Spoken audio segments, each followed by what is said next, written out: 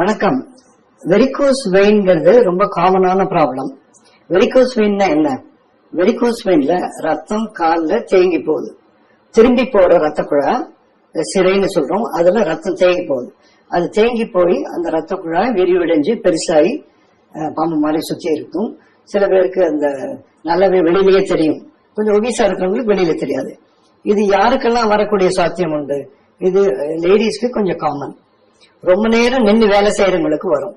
இது மாதிரி போலீஸ்ல இருக்கிறவங்க, கடையில வேலை செய்யறவங்க, டீ கடை, அது மாதிரி சேல்ஸ்மேன், இவங்களுக்கெல்லாம் ரொம்ப நேரம் நிக்கிறதுனால காலில் ரத்தம் தேங்கி போய் இந்த பிரச்சனை வர்றதுக்கான சாத்தியக்கூறு அதிகம். சோ இதுல என்ன ஆகுது? நார்மலா ரத்தம் ஹார்ட்ல இருந்து நல்ல ரத்தம் கீழே வருது, அது திரும்பி போகணும். இந்த திரும்பி போற குழால திரும்பி போறதுக்காக அங்கங்க ஒரு வால்வ் இருக்கு. இந்த வால்வ் இருக்கிறதுனால தான் ரத்தம் கீழே இருந்து மேல போகுது, மேல இருந்து திரும்பி வரக்கூடாது. இந்த வால்வ் டேமேஜ் ஆயிடுச்சுன்னா ரத்தம் காலிலேயே தேங்கி போய் திரும்பி வந்துருது. நம்ம நிக்கிறோம், நடக்கிறோம், பேசுறோம், அந்த டயத்துல ரத்தம் ஹார்ட்டுக்கு போறதுக்கு பதிலா திரும்பி காலுக்கே போயிடும். சோ அதனால ரத்தம் தேங்குற ப்ராப்ளம் வரும். இதனால என்ன தொந்தரவு வரும்? காலில் ரத்தம் தேங்குறதுனால அந்த வால்வ் டேமேஜ் ஆயிடுச்சு. சோ ரத்தம் தேங்கி காலு கனமாயிடும். காலையில எந்திருக்கும் போது காலு நல்லா இருக்கும், நடக்க நடக்க காலில் வீக்கம் வரும். அண்ட் சம்டைம்ஸ் காலில் கலர் சேஞ்ச் ஆகும், கருப்பு கலர் வரும், அதுல அரிப்பு எடுக்கும், சொரிஞ்சா புண்ணாயிடும். சில சமயத்துல சடனா ப்ளீடிங் கூட ஆகும். இந்த ப்ளீடிங் ஆகும்போது வலியே இருக்காது, வலி இல்லாத ப்ளீடிங் ஆகும். சோ இதெல்லாம் இதோட சிம்டம்ஸ். நைட்ல கிராம்ஸ் மாதிரி இந்த குறைக்களி வாங்கணும்னு சொல்றாங்களே, அது மாதிரி வர்றதுக்கும் வாய்ப்பு உண்டு. சோ இது மாதிரி இருக்கிறவங்க என்ன செய்யணும்? இது மாதிரி இருக்கிறவங்க வாஸ்குலர் சர்ஜனை அணுகி செக்அப் செய்யணும். ஃபர்ஸ்ட் செக்அப் என்ன? கிளினிக்கலா பார்த்ததுக்கு அப்புறமா ஒரு டாப்லர்ல ஒரு டெஸ்ட் பண்ணுவாங்க. இந்த டாப்லர் டெஸ்ட்ல என்ன தெரியும்? எந்த வால்வுல டேமேஜ் ஆயிருக்கு, ரத்த குழாய்கள் எந்தெந்த ரத்த குழாயில இத மாதிரி வீக்கம் இருக்குன்னு கண்டுபிடிப்பாங்க. அதுக்கு தகுந்த மாதிரி ட்ரீட்மெண்ட். எல்லா வெரிகோஸ் வெயினுக்கும் ஆபரேஷன் பண்ணணுங்கிற அவசியம் இல்லை. மைனர் வெரிகோஸ் வெயின் இருந்தா அதுக்கு பேண்டேஜோ சாக்ஸ் மாதிரி போட்டு மேனேஜ் பண்ணலாம். இந்த சாக்ஸோ பேண்டேஜோட வேலை என்ன? காலை அமுக்கி காலில் தேங்கி இருக்க ரத்தத்தை திருப்பி ஹார்ட்டுக்கு அனுப்ப வேண்டியது. அடுத்தாப்புல இது காலில் நின்றுட்டே இருக்கிறதுனால தானே வீக்கம் வருது.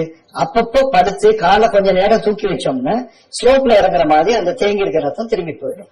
மூணாவது, இப்போ நல்ல ரத்தம் வரத்துக்கு ஹார்ட் பம்ப் பண்ணுது.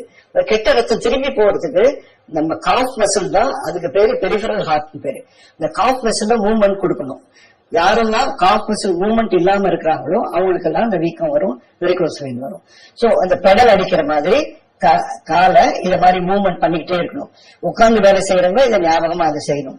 இதெல்லாம் செஞ்சாங்கன்னா இந்த வெரிகோஸ் வெயினை குறைக்கலாம், ஜாஸ்தி ஆகாம தடுக்கலாம், சிம்டம்ஸ்ல இருந்து குட் ரிலீஃப் கிடைக்கும். சோ சில பேருக்கு இந்த மெயின் வெயின்ல இருக்கிற வால்வே டேமேஜ் ஆயிருக்கும்.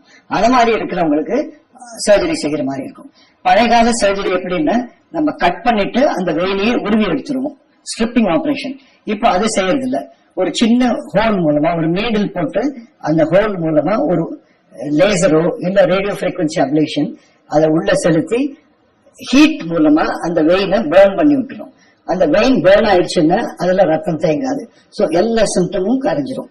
அண்ட் சின்ன வெயின்ஸ் கூட எல்லாம் ஒரு மருந்து இன்ஜெக்ட் பண்ணி அந்த வெயின்ஸ் எல்லாம் பிளாக் பண்ணிடலாம். ஆபரேஷனுக்கு அப்புறம் கூட பேஷண்ட் ஒரு 3 to 4 months ஆகுது ஸ்டாக்கிங்ஸோ பேண்டேஜோ போட வேண்டியது அவசியம். இந்த சிகிச்சை அவுட் பேஷண்டாவும் செய்யலாம், இல்ல மேக்சிமம் 1 day ஹாஸ்பிட்டல் இருந்தா கூட போதும். அது மாதிரி சீக்கிரமா வீட்டுக்கு போயிடலாம். அண்ட் சீக்கிரமா you can get back to work. இம்மீடியட்டா எல்லா வேலையும் செய்ய ஆரம்பிச்சிடலாம். புதுசா வந்திருக்கிறது லேட்டஸ்ட் என்னன்னா க்ளூ. இந்த க்ளூ டெக்னிக்ல அனஸ்தீசியா கூட அவசியம் இல்ல. லோக்கல் அனஸ்தீசியாலே அந்த க்ளூவை இன்ஜெக்ட் பண்ணி அந்த ரத்த குழாயை அடைச்சு விட்டுடலாம். And patient can resume activity immediately. அந்த பேஷண்ட் லோக்கல்ல பண்றதுனால உடனடியா டிஸ்சார்ஜ் பண்ணிடலாம். சோ இத மாதிரி மாடர்ன் மெத்தட்ஸ் எல்லாம் அவைலபிளா இருக்கு. நீங்க வாஸ்குலர் சர்ஜனை கன்சல்ட் பண்ணி அந்த ட்ரீட்மெண்ட்டை செலக்ட் பண்ணிக்கலாம். தேங்க்யூ.